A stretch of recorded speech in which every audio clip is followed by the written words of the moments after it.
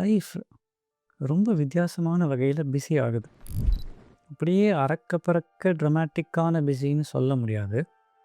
ஆனால் ஒரு மாதிரி just constant.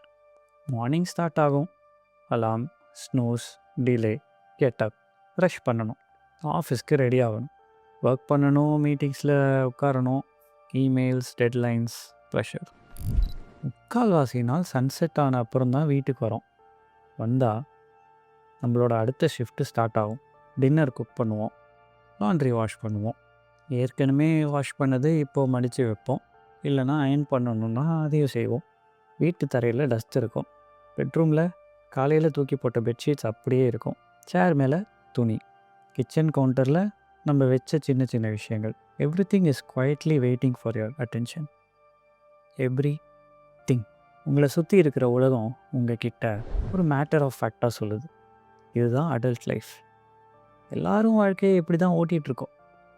Just deal with this in life. எனக்குள்ளே எங்கேயோ என்னால் இந்த ஆன்சரை ஏற்றுக்கவே முடியல. ஒரு கேள்வி திரும்ப திரும்ப என் மைண்டில் வந்துச்சு.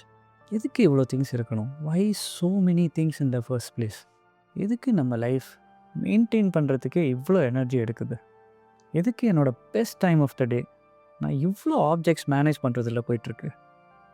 Instead of spending with people doing what I love. இந்த கொஸ்டின் தான் மினிமலிசம் கிட்டே என்னை கொண்டு போச்சு. மினிமலிசம் மூச்சு முட்டி தவிக்கும்போது எனக்கு கிடைச்ச ஆக்சிஜன் மாதிரி முதல்ல இருந்துச்சு. Less things, less clutter, less noise. வாழ்க்கையே கொஞ்சம் லைட்டராக ஃபீல் ஆகும்னு நான் ஒரு இன்ட்ரெஸ்டிங்கான ஒரு விஷயம் நடந்துச்சு. மினிமலிசம் என் வீடை முதல்ல மாற்றலாம் இல்லை, ஆனால் நான் எதை நோட்டீஸ் பண்ணுறேன் அப்படிங்கிறத மாற்றிச்சு. Unused things, unused subscriptions, unnecessary commitments. என்னோடய அட்டென்ஷனை எனக்கே தெரியாமல் குவைட்டாக எடுக்கும்படியான இந்த விஷயங்கள் என் கண்ணுக்கு முன்னாடி தெளிவாக கொண்டு வந்துச்சு மினிமலிசம். ஆனால் இன்னும் ஒரு இன்ட்ரெஸ்டிங்கான விஷயம் நடந்துச்சு. The moment you start living a life little differently, நீங்கள் வேறு மாதிரி நடந்துக்கிறீங்க அப்படின்னு தெரிஞ்ச உடனே பீப்புள் நோட்டீஸ் பண்ண ஆரம்பிப்பாங்க. உங்கள் ஃப்ரெண்ட்ஸ் எல்லாம் கேள்வி கேட்பாங்க, இது வேலைக்கு ஆகுமா அப்படின்னு. உங்கள் ஃபேமிலி மெம்பர்ஸ் உங்களை டீஸ் பண்ணுவாங்க, எப்படி இருந்த நீ இப்படி ஆகிட்ட அப்படின்னு. சில சமயம் நீங்கள் உங்கள் லைஃப் ஒரு எக்ஸ்பெரிமெண்ட் பண்ணுற மாதிரி அவங்க மற்றவங்க உங்களை பார்ப்பாங்க, ஜட்ஜ் பண்ணுவாங்க. Suddenly you are not a person making choices, you become a type of person. நீங்கள் வெறும்ன ஒரு விஷயத்தை யோசித்து செய்கிற ஆள் கிடையாது, நீங்கள் தான் அந்த ஆள், மினிமலிஸ்ட். அந்த லேபிள் உங்களை சுற்றி இருக்கிறவங்களுக்கும் உங்களுக்கும் ஒரு டிஸ்டன்ஸ் க்ரியேட் பண்ணும். அவங்க உங்கள் ஐடியாஸ்க்கு ரியாக்ட் பண்ணுறதை விட்டுட்டு உங்கள் ஐடென்டிட்டியை சேலஞ்ச் பண்ணுவாங்க. சில பேர் க்யூரியாசிட்டினால் அதை செய்வாங்க, சில பேர் ஒரு அம்யூஸ்மெண்ட்காக செய்வாங்க, சில பேர் ஒரு டவுட்டோடு செய்வாங்க. ஏன்னா நீங்கள் நார்மல் லைஃப் ரூல்ஸ் ஃபாலோ பண்ணுறதை விட்டு வேறு என்னமோ செய்கிறீங்கல்ல. அப்போ தான் என் மைண்டுக்கு இன்னும் ஒரு கேள்வி வந்துச்சு. ஒரு டீஃபால்ட் டெம்ப்ளேட் ஒருத்தன் ஃபாலோ பண்ண மாட்டேன் அப்படின்னு சொன்னால் அது ஏன் மற்றவங்களை இவ்வளோ அன்கம்ஃபர்டபுள் ஆக்குது? சொசைட்டி அப்படிங்கிறது இட் ஹேஸ் மொமெண்டம். இந்த மாதிரி தான் எப்போவுமே இருந்திருக்கு. Systems have inertia. லைஃப்னால் இப்படி தான் இருக்கணும். எல்லாரும் ஒரு பேட்டர்னை ஃபாலோ பண்ணும்போது ஒரு டைமில் அந்த பேட்டர்ன் கண்ணுக்கே தெரியாத ஒரு ரூல் மாதிரி ஆகிடும். ஆனால் அதை ஒருத்தன் எதுக்கு அப்படின்னு கேள்வி கேட்டால் யோசிக்கிறத விட அவனை ஒதுக்கிறது தான் இன்னும் ஈஸி. இன்ஃபேக்ட் மினிமலிஸ்ட் ஆகணும்னு நான் என்றைக்குமே நினச்சதில்லை. I never wanted to become a minimalist. I only wanted to reduce the noise in my life.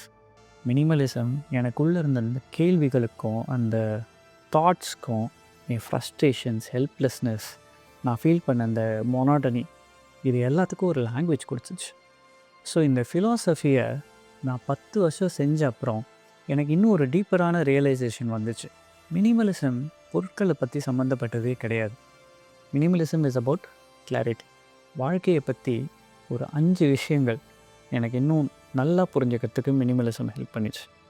First, the cost of identity.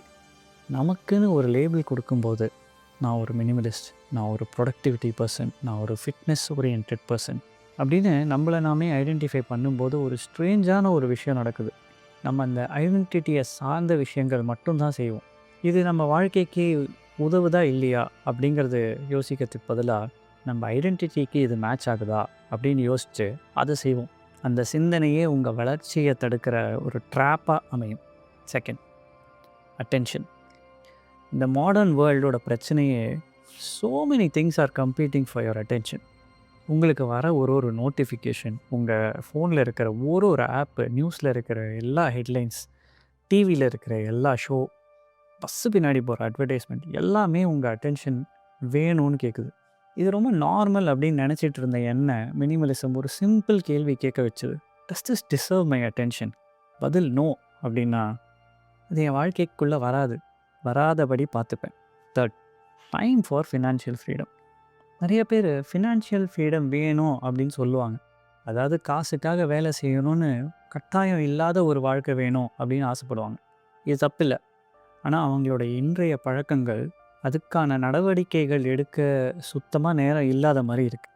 Shopping, scrolling, applications, commitments, அதுக்கு நடுவில் ஃபினான்ஷியல் ஃப்ரீடம்க்கு நேரமே இல்லை. மினிமலிசம் குவைட்டாக அந்த ஸ்பேஸை க்ரியேட் பண்ணிச்சு. அந்த ஸ்பேஸ் வந்தால் உங்கள் வாழ்க்கைக்கு எது முக்கியமோ அதுக்கு நீங்கள் டைம் ஒதுக்கலாம். Learning, skills, building something meaningful. Financial freedom requires space, not just money. நாலாவது, ரீடிங் மோர் புக்ஸ். இன்னும் நிறைய படிக்கணும்னு நானே நிறைய ஃபீல்லாம் பண்ணியிருக்கேன். புக்கு படிக்கிறதுக்கு ஒரு சிம்பிளான விஷயம் அத்தியாவசியம், அட்டென்ஷன். சின்ன சின்ன டிஸ்ட்ராக்ஷன்ஸ் எல்லாம் டிஸப்பியர் ஆகும்போது படிக்கிறது மறுபடியும் ஒரு நேச்சுரல் பழக்கமாக மாறும். Less noise, more focus. Fifth lesson, என்னை பொறுத்த வரைக்கும் ரொம்ப முக்கியமான ஒரு lesson, learning to say no. நம்ம எஸ் சொல்கிற எல்லா விஷயங்களுக்கும் ஒரு ஹிடன் காஸ்ட் இருக்குது. டைம், எனர்ஜி, அட்டென்ஷன், எல்லா விஷயமும் என்னோட எஸ் டிசர்வ் பண்ணுறது இல்லை அப்படின்னு மினிமலிசம் எனக்கு சொல்லி கொடுத்துச்சு. நோ சொல்கிறது ஈஸி கிடையாது. நமக்கே ஏன்டா சொன்னோன்னு கூட தோணும். ஆனால் ஒரு ரெஸ்பெக்ட்ஃபுல்லாக நோ சொல்லி வச்ச கொஞ்ச நேரத்துலேயே நமக்கு கரெக்டான டிசிஷன் தான் நம்ம எடுத்திருக்கோம் அப்படின்னு ஒரு மன அமைதி கிடைக்கும். 10 வருடங்களுக்கு அப்புறம் நான் ஃபாலோ பண்ண அந்த ஹேபிட்ஸ் இருக்குது. எனக்கு கிடைச்ச அந்த தெளிவு இன்னும் இருக்குது. ஆனால் ஒரு விஷயம் என்னை விட்டு விலகி போச்சு, அந்த அடையாளம். நான் ஒரு மினிமலிஸ்ட்னு என்னை பற்றி சொல்லிக்கணும் அப்படிங்கிற அவசியம் எனக்கு இப்போ இல்லை. ஏன்னா எனக்கு மினிமலிசமோட அவுட்கம்ஸ் தான் முக்கியம். பொருள் வாங்கிறதுக்கு முன்னாடி யோசிக்கிறது, எதுக்கு என் அட்டென்ஷன் தரதுன்னு செலக்டிவாக இருக்கிறது, பொருட்களை விட என்னோடய டைமுக்கு இன்னும் முக்கியத்துவம் கொடுக்கறது. நான் மினிமலிஸ்ட்டாக இருக்க தேவையில்லை. மினிமலிசம் ஃபாலோ பண்ணுறது மட்டுமே போதுமானது.